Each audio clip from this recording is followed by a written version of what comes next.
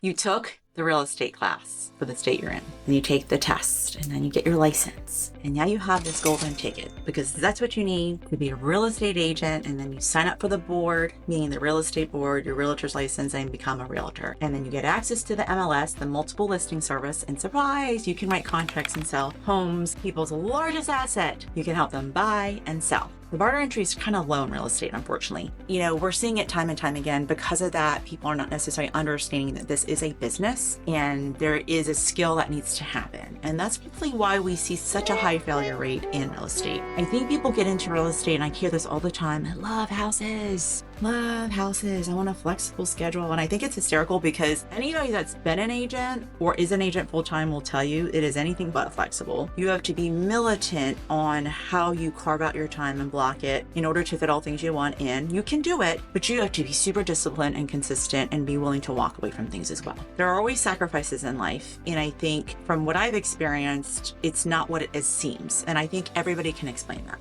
When they're in the business. If I had known what I know now in real estate, I may have not gone down this. However, that being said, I am so grateful for the journey and the path. And I wanted to share today, how do you battle the 87% failure rate, right? The 87% failure rate the first 5 years. So if you're in the business and you're within the first 5 years and you're struggling and you're like, I'm going to throw my hat in, it may be because you don't have the critical systems that you need to scale and grow your business in the right way. And then just something to think about. Stats are showing that 49% of agents that started in 2022, because we had this huge influx of agents when all the houses were selling, when the interest rates were 2 and 3%, and then we had no inventory, right? It was just super busy. People were refining, people were moving, people were able to afford homes that were so much bigger for less money than their current homes. So it made sense for people to move. People were moving out of the area. There was just so much going on in real estate. It had so much buzz. And so I think that is probably what was the biggest lure to people coming into real estate during that time. But unfortunately, of that number, 49% of the people that signed up in 2022, by the end of 2023, 0 deals, meaning 0 closings, 0 money. So they paid for their license for 2 years. They probably drove their car around. They probably did all the things in their mind they thought they could do, and they couldn't sell a house. So what happens when someone gets their license? You get your license. Sometimes I talk to people and they're like, oh, well, I called everyone I knew and I made a post online and I emailed everybody once that I knew, whatever that number means. And I mailed my business card to everybody once. And then they waited and they were shocked and surprised when nobody came and knocking at the door. And I find that almost hysterical. It's like putting one little sign at the corner of a street that no one knows and says, I am here. And how is anybody supposed to remember if you use you to buy or even to understand that you're qualified to trust you with their biggest purchase or asset in their home?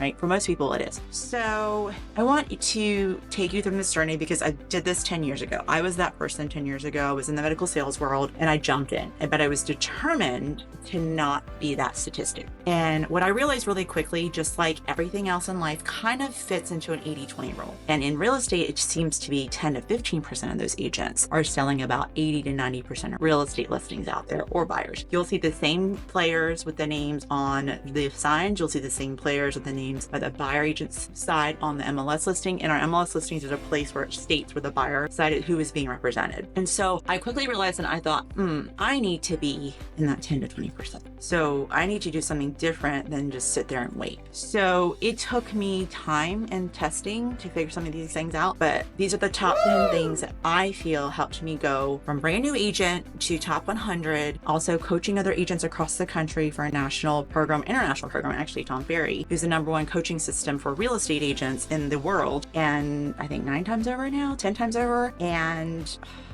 what else do? I sell, I own a brokerage, I'm launching a new brokerage for the state. Lots of fun things, right? I'm a mother of 3, so I do all those things. But anyways, I digress. And the reason why I wanted to talk about the 10 most critical things is because a lot of people are asking me, like, what do you do? What are the systems? How do I get better? How do I know? So the first thing I realized I needed to do when I got my license, just like the other people, I was like, I need to let everyone that I know that I've switched over from medical sales to becoming a self-employed realtor. The feedback was not that great because I think everybody thought that I was crazy to leave such a lucrative, very prestigious business where highly educated people are around, from oncology selling and going into dealing with physicians and doctors and double PhD people and all this fancy stuff, to now being my own business owner. And why would I leave something like that to this level? And I was determined not to let them beat me down. So the reason I'm saying that is because it is not an easy path, but I do believe that these systems and being consistent with them has paid off over time. And now here I am talking to you about it, right? And so the biggest thing I think that we need to start with is when I figured out I had all these people, I went through all of my Facebook, all my past people that I knew locally. I made phone calls every day. My husband would sit there watching me do it, and I would ask for permission to get their phone numbers. I filled all the information out because you'd be surprised how many people you don't have all their information. So I wanted to take the time when I was waiting for my licensing to come through, because in the state of Virginia, it takes a little bit. So I had this downtime and I was super excited, and I thought, let me do my first reach out. And when I get my cards, I'm going to mail it to everybody, and it was done. And then I followed up, and then I followed up, and I followed up. But I was kind of struggling on where to put all this information. I was kind of putting it on a spreadsheet, and I thought, this isn't going to work for me being able to find people and document what's going on. I had an old school address book, which if you're born after 1980s, 90s, you probably don't know what this is. I'm a Gen Xer. We had address books is where we wrote people's names, and it had like alphabetized. Anyways, so the number one thing I did, I early on was buy into a CRM. CRM stands for Client Relationship Management. It's basically where you put all your people. For those of you that don't know what that is, CRM, there's so many of them now. Back then, there really weren't that many. And now even if you're joining a pretty big brokerage, a lot of the cloud brokerages offer CRMs. Our brokerage offers it. Follow Up Boss is a big one. Lofty and used to be Chime is a big one. Boom, Sierra Interactive, KV Core, Sync. There's tons of them now. Back then, I started with Top Producer, and it was so clunky and chaotic that I ended up getting out, and I then went and used something called Referral Maker, which is through another coaching program. And it was very simple, and it let me tag people by A+, A, B, C, and I categorized all my people. So I learned early on how to basically look at my database and go, I haven't talked to Bob in 2 months, and go, maybe I should call him today. So that's what the databases do. It kind of shows you who you need to follow up with. It does the thinking for you, so you're not recalling people because you're familiar with one person. You're going to just talk to that person over and over. It's going to force you to go through people you haven't reached out to. So that is the number one thing I did that really helped me categorize my sphere of influence, my people, and continue to add and grow that. And so then I could put alerts on if it was people's birthdays, or I noted something information, or if they said, please send me information on my house, I could send them information on their house. I noted that I reached out to them, and then a couple months later, I may follow up. So it gave me a path of how to follow up with someone. So that's what a CRM does. But I will stress this to you, it's probably the number one question we get in our Facebook message group is, what CRM should I get? I'm telling you, it doesn't matter as long as you use it. And I've made switches based on changing affiliations, and it's a pain to switch CRM, but if it's not working for you, get one that you like, get one that you'll use, get one that has a mobile app so you can use your phone. And if you're driving around, you can hit it and it takes you to the house if you want to take something by there, or go check it out. Make it work with your life. Don't penny pinch. This is probably one of the most critical tools you'll use in your business is your CRM. And also if your company gives it to you, use it. However, caveat, a lot of times if you use the company one and you decide to leave, it's a pain in the butt, because then you're going to download all your people on a CSV file, which is a data file, and upload it to the new one. And a lot of times it doesn't transfer over. I have done this a few times now. However, part of making changes. That's number one. Number two is coaching. And I am a coach, and I'm not saying that just because I'm a coach. I am a product of coaching. I have been a Tom Ferry client since I started. My husband was searching for support because in the brokerage I was kind of lost, and people were not talking to me, unfortunately, and people were busy, and people first-time agents didn't have time to talk to a floundering new agent. We're all 1099s. We're all trying to run our businesses, and in a sense, in an office, you're competition. So I can see now why they wouldn't talk to me, and they probably were thinking, I'm going to be one of the 85% that leaves, so why bother, right? I know it's sad, but that's the truth. It's business, right? And he was worried about me. And as a great husband, he didn't pressure me or ask me when am I selling a house. He was like, how can I help support her? How can I get her the help she needs? He found Tom Ferry Coaching, a day seminar that happened to be free, and I went to it. And from there, he helped me sign up for Sales Edge, which is a selling skills course. And then from there, I joined into coaching. The rest is history. So from the coaching and mentoring, I also learned to go deep with finding other types of coaching. I've done many other trainings I've paid for. I'm also very deep in the Tony Robbins organization. I'm a plat partner with him, and it's the highest level of coaching he offers, to be in the room is what they say, to be around the people that need to be around to grow at the next level. So coaching is number 2. 3 is having lead pillars. When I say lead pillars, I mean you need to have 1, 2, 3, 4. 4 lead pillars. So 4 legs on a table. My coach Emily told me you need to have 4 legs on a table for it to be balanced and sturdy. But if you have 6, you can dance on it. And what I mean by lead pillars, I mean your sphere of influence is 1.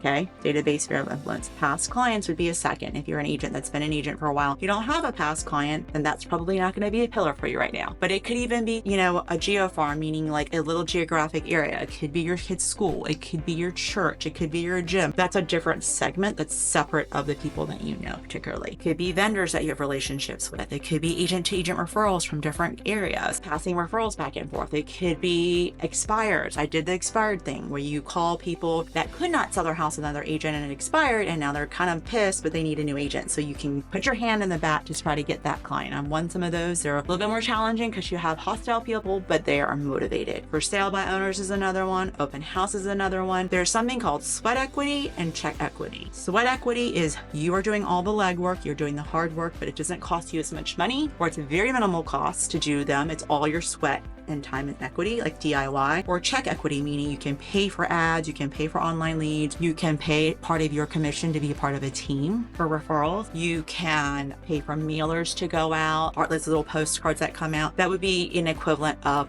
check equity. So that's kind of how I balanced it, and I had to do sweat equity in the beginning because I had 0 money, like a lot of new agents. But I worked my tail off, and then I added some check equity into it to marry the two together, and voila, again, I was able to grow my business by having 4 solid lead pillars. And I am a big prescriber of going deep before going wide. So not just getting the shiny ball, meaning like buying the new thing every time it comes out, but really working with what you have and going from there. So that is number 3. Number 4 is something I actually teach on, and it's time blocking in your calendar system. This is something I learned really early on. I actually was using an at-a-glance calendar, like an old school one that you get at the Office Depot or Staples. And then I quickly learned I needed something more intricate to help me with real estate and having areas to write. Erin Condren was another one. It was very girly and fun. I know a lot of women love her, and she's a lot of fun. She's a really good planner for teachers, I noticed. But one I really fell in love with recently was the Full Focus Planner with Michael Hyatt, and marrying that with my Google Calendar. Once I implemented Google Calendar, for me was a game changer because I was able to color code things in my calendar. I was able to repeat a task, repeat appointments. So I'm not writing it out every time, so you're saving time. But then every week on Sunday evening, I could do a review and preview and have it handwritten and jot notes. And when I'm on the phone, take notes with my Michael Hyatt Full Focus written calendar. So they kind of work together. I'm currently now implementing a new system called RPM, Rapid Planning Method, for Tony Robbins. And it's a proprietary software that hasn't been fully released, but because I'm a platinum partner, I went to a specific training and I am now marrying that. And that kind of works the concept of categories and chunking everything down into your categories and having like blocks of time to work on these projects to get you to where you go. So it is all like a little triangle for me. And I'm really excited because it's helped me be more focused, more intentional, because you can do different categories, not just work, but personal stuff, my health stuff, all that stuff. So that was really cool to really go deeper with the categories. So it doesn't really matter, again, what calendar you use, but have a calendar, follow it, be really realistic in the sense of don't put something in your calendar you're not going to do. Because I think people put, I'm going to go to the gym in their calendar, and they don't ever go to the gym. And you're like, why are you putting going in the gym? Put in there that you're going to complete, make sure you're giving buffer time for travel and all those things. But I know when you document what you do, this is really good for IRS too. If they're like, where were you? I was on appointments. This is what I went on. There's a good documentation. It's great for follow-up. And also looking back at your calendar serves as a beautiful diary to see how your year went. Where did you spend time that made sense? Where did you not spend time that didn't make sense? So you can take an audit in your life year over year when you're planning your next year. So calendar systems is definitely a key one. That's number 4. 5 is going to be not a surprise to you. It is checklists, SOPs. SOP stands for Standard Operating Procedures. This took me a little bit to learn, but I learned through coaching because I was finding myself that I was keeping everything in my brain that needed to be done for my buyers and sellers. And I think it's really important to learn early on when you're doing something for your buyers or sellers or marketing, write down what you're doing and then follow that same pattern. So it's kind of like, when you go to a McDonald's or Starbucks, if you look, they have a checklist and a systems. Pilots follow a checklist every single time to make sure they're not forgetting something, because our brains have capacity, and to try to shove everything in there, it's like having a million Post-it notes, and you're gonna forget something and you're gonna do something that doesn't serve your client the best. And it's not good for you. There's no way that you can keep everything in your head and do that at the best level with multiple clients. Now, especially when you start having multiple deals at one time, you really need those checklists and SOPs. Okay, that's 5. 6 is leverage. Leverage meaning, Leverage and delegating. Hiring a transaction coordinator, they do all of the paperwork once you go under contract with the buyer or seller to close. They're the ones that send everything to your attorneys, your closing agents, to the lender. A lot of times they order your termite inspections, your inspections, they communicate to the buyer. They're like your link so that you're not tethered to your computer all day long. They're making sure all the paper is moving in the right directions and that your timelines are being met and that everything is being checked on and you're in compliance. Compliance is really big, right? Because we do live in a litigious world, and when you have a TC, there's less mistakes, and you have someone that's really good at doing it, and you're probably not as good if you're good at selling houses. If you're great at being a TC, I would challenge and question how good of an agent you are as a salesperson, because it is not your highest and best use of time to do paperwork, meaning admin work. Second would be hiring a full-time assistant. I think I did best when I had someone that was licensed because they could stand in as me. So you can imagine if I had someone that's an extra me, it's like cloning yourself. I was able to do so much more. So my time became much more valuable because I could pass on the things that didn't matter to my assistant, like running around with signs and lock boxes and measuring, meeting the photographer, entering things into the MLS, following up, making appointments for showings, sometimes replacing me for showings I needed, sitting at inspections for 3 or 4 hours at a time, helping with closing gifts, helping me with walkthroughs, helping me create client appreciation events, like on and on and on. But all these things were things that it helped me multiply me into different people. And I think that's really important to know when it comes time, and you need to know, you need to do it. It's kind of like the cart before the horse, because it helps you leapfrog. When you have someone help you, it's great. But you need those checklists first, or you need to have someone help you make them so that your assistant can actually help you. And it's actually, I see so many agents to hire teams, meaning hire other agents before they have admins and TCs in place. And I believe that's a kiss of death, because your team agents need support too.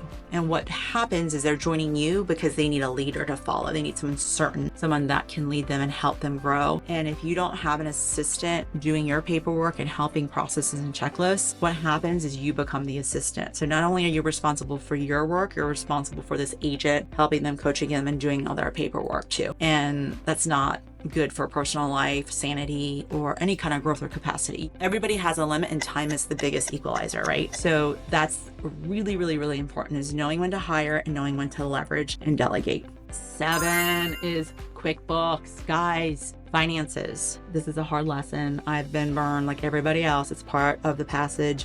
When I think about it, it's horrible. But the quicker you learn to manage your profit and losses, meaning your P&Ls, and when people say that, your income statements, your balance sheets, and not be scared of that, the quicker you understand net profit versus gross profit. The quicker you understand it's what matters is what you take home. The quicker you understand you can monitor the leaks, because it is something I heard recently that money is a cruel mistress, that if you don't pay attention to it, she will leave you. So pay attention to your money in the business and you will grow it. If you don't pay attention, you'll start spending in places that don't make sense. 8 is my email marketing campaign. I got something called BombBomb marketing very early on. BombBomb sounds kind of funny. It's B-O-M-B, B-O-M-B. It's a video marketing email system. And it was back in 2015, and they just launched, I think. And it was really innovative at the time. It was before video was really a big thing, and I loved it so much. And my clients loved it. I was able to send little videos on text messages, because back then you really couldn't send as much data. And I still use it today. I do my market updates on it and attach it to my newsletters. And it's a great way to stay in touch with people and keep my face in front of them, which is my brand. Your face is your brand in real estate, okay? Who you are is your brand. And I think that's really important to remember, that you need to start systemizing. That kind of goes with your checklist. When does that email go out? How are you using that email marketing campaign? But it's very crucial. It kind of ties in with your CRM. And some CRMs offer an email campaign, marketing campaign. Some other ones that don't necessarily have video attached to it, maybe MailChimp, Constant Contact's another one, ActiveType's another one. There's a lot of them out there. Just do research and find out what's the easiest for you to use and what may integrate really well with your CRM, your client relationship management system, and which one are you going to use. Again, the 9th is social media, guys. Social media plan. It really was a game changer for me. I jumped on really early on with video. My husband was an advocate for it. I will say my early on videos, it was hysterical. I was like shocked. I looked like I was stunned, like something was wrong with me and I was reading off of a script, a cue card. And I will tell you, practice makes perfect. I'm not perfect by any means, but I'm much more comfortable in front of the camera. And you just have to get over yourself, and you just have to practice. The more you do it, the better you get. I think it's like 10,000 hours. You're an expert. I'm pretty sure I've shot more than 10,000 hours of video, so I'm pretty good with it. But understanding how to speak, how to present yourself on video is so key and important, because sometimes it's the only way someone's going to learn to know who you are, to trust you, and to be able to be willing to take that friend referral, like, okay, I'll use that agent because I'm watching her videos on Facebook or on YouTube or on Instagram or on LinkedIn, anywhere. Like, I've had so much business come through all different areas of social media. Now, it may not be for you, but for me, it works. So figure out if it's something you want to do in your business. You don't have to do all of them. You can pick and choose. You can focus on ones that resonate with you. And I actually recommend just picking one or two to stick with versus jumping all over the place. Because again, blue flame people, blue flame is the hottest focus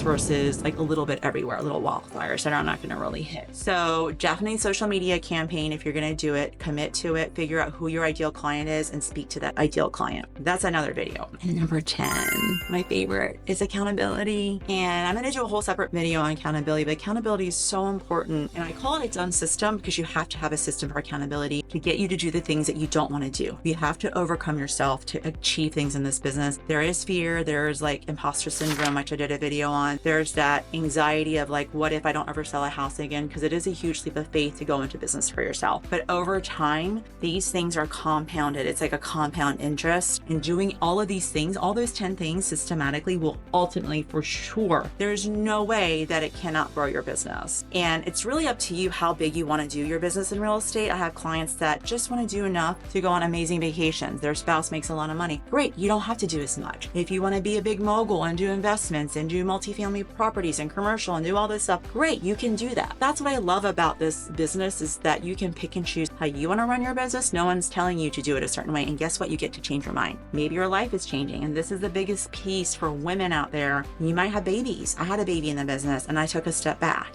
right? And then I came back in when I was ready, but I had some systems in place that allowed me to kind of keep my business going. I battled breast cancer in the business. I had to take a step back. I had videos that were going out every week. It allowed me some privacy and I was able to still do business because I had an assistant that was fully licensed. That's another example. So that is why these systems, I say, are critical, and they just stacked. I didn't do all 10 in one day or 1 year. It was a little bit over time. But I will say this one unified factor of all of them is that I will say when I did go into coaching very early on, I learned about a lot of these systems. I learned how to find accountability partners. I learned a lot about the marketing items. I learned a lot of those things from coaching. And so that is something I think really for me was cornerstone, and it may be for you, it may not be for you, or finding videos like this that tell you about it, because then you can go research it. Because when I was coming up in that time period, there were not videos like this. There were not as many people doing a lot of educational videos about how to grow your business, or I just wasn't finding them at that time. So this is the biggest thing, is figure out what resonates with you. Are you someone that can watch a video, take notes and execute, or do you need someone to be like, hey, time to get to going. You have to pay money to go to coaching, so now you'll do it, right? So those are the kind of things you need to think about when you're implementing your critical systems. But again, just start with one. Start with that CRM, but use it. If you're going to pay for something, use it to the fullest is what I always say. And let me know what you think and what maybe your 10 items are. If I didn't list your critical systems and you've been successful in the business, please comment below. I would love to know what you use. Maybe you have a favorite calendar system I didn't mention, or CRM. I'm always interested in investing and educating myself to help my coaching clients learn more about other systems. And please like and subscribe if you like this content. There's going to be more to come. Have a great day.